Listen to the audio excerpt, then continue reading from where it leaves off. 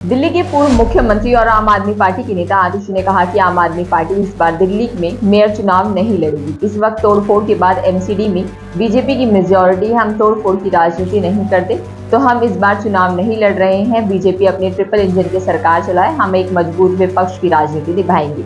आम आदमी पार्टी ने म्युनिसिपल कॉर्पोरेशन ऑफ दिल्ली यानी कि एमसीडी चुनाव नहीं लड़ने का फैसला किया है। ऐसे में दिल्ली मेयर चुनाव के लिए बीजेपी ने अपने उम्मीदवारों का ऐलान कर दिया है। राजा इकबाल सिंह को मेयर और जय भगवान यादव को डिप्टी मेयर पद के लिए उम्मीदवार बनाया गया है। राजा इकबाल सिंह वर्तमान में नेता विपक्ष है और उत्तरी दिल्ली के महापौर भी रह चुके हैं। दिल्ली एमसीडी चुनाव 25 अप्रैल को होगा। लखनऊ के इको गार्डन में सोमवार को प्रदेश भर से आए सहायता प्राप्त माध्यमिक विद्यालयों के हजारों शिक्षक धरने पर बैठे। शिक्षकों ने अपनी लंबित मांगों को लेकर प्रदर्शन किया और शिक्षा निदेशक को ज्ञापन सौंपा। उनकी मुख्य मांगों में इसमें सहायक अध्यापक से प्रवक्ता पद पर पदोन्नति की प्रक्रिया शुरू करना, ऑनलाइन स्थानांतरण शुरू करना, वित्तविहीन विद्यालयों में कार्यरत शिक्षकों की सेवा नियमावली और वेतन भुगतान सुनिश्चित करना शामिल है। वेटिकन न्यूज के अनुसार ईसाई धर्म गुरु पोप फ्रांसिस का 88 वर्ष की उम्र में ईस्टर मंडे को वेटिकन के कासा सेंटा मार्टा स्थित उनके आवास पर निधन हो गया। वेटिकन ने उनके निधन के बाद बयान जारी किया। पोप फ्रांसिस के निधन पर दुख जताते हुए प्रधानमंत्री नरेंद्र मोदी ने सोशल मीडिया एक्स पर पोस्ट कर कहा, पोप फ्रांसिस के निधन से बहुत दुख हुआ।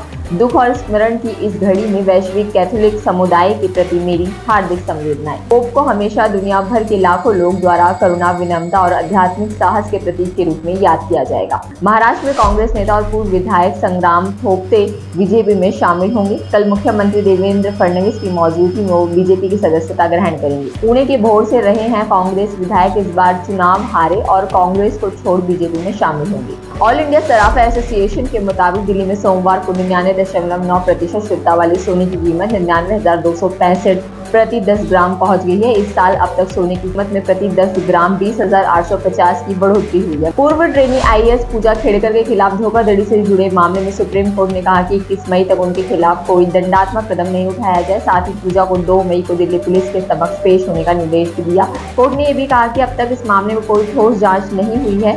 कोर्ट ने पुलिस को जल्द जांच पूरी करने का निर्देश भी दिया। वक्फ संशोधन कानून को लेकर दिल्ली बीजेपी कार्यालय में एक अहम बैठक हुई जो करीब 2.5 घंटे तक चली। इस अहम बैठक में राष्ट्रीय अल्पसंख्यक मोर्चा के अध्यक्ष जमाल सिद्दीकी, प्रदेश महामंत्री विष्णु मित्तल सहित सभी जिला अध्यक्ष और प्रभारी शामिल हुए। बैठक में यह निर्णय लिया गया कि वक्फ से जुड़ी जागरूकता को बढ़ाने के लिए मंडल स्तर पर जन जागरण अभियान चलाया जाएगा और लोगों को वक्फ बोर्ड की सही जानकारी दी जाएगी। दिल्ली में बढ़ती गर्मी को देखते हुए सीएम रेखा गुप्ता ने व्यापक योजना की घोषणा की है। इसमें 3000 वाटर कूलर, सार्वजनिक स्थानों पर शीतल केंद्र, फुटपाथों पर छायादार संरचनाएं और हरित छतें शामिल हैं। बड़े अस्पतालों में हीट वेव वार्ड भी बनाए जाएंगे। बॉलीवुड एक्टर रणदीप हुड्डा ने पीएम मोदी से मुलाकात की। रणदीप ने यह तस्वीरें सोशल मीडिया प्लेटफॉर्म एक्स पर साझा की। इस दौरान रणदीप हुड्डा की मां आशा हुड्डा और बहन डॉक्टर अंजलि हुड्डा भी मौजूद थी। इन सभी तमाम खबरों पर क्या कहेंगे आप कमेंट बॉक्स में लिखना ना भूलें। बाकी और तमाम जानकारी के लिए आप बने रहिए द फ्रीडम न्यूज़ के साथ।